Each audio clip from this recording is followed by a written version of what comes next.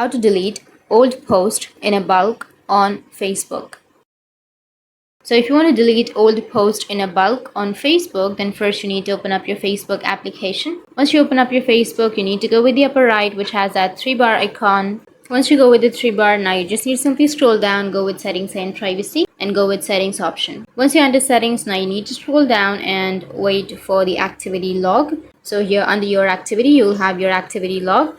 Tap on activity log. Once you tap on it, you'll get all of these options.